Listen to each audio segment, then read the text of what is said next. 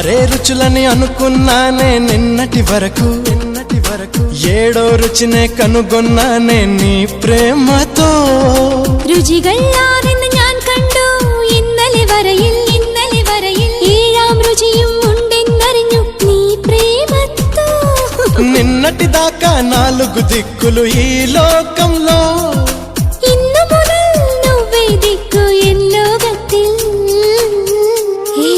മനസ്സിലായോ నీ పలుకులే కీరవాణి నా పెదవితో తాళమేయని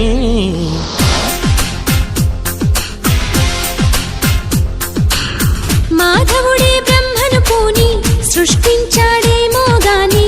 60 కేజీల చిలిపితనాన్ని అలుపన్నది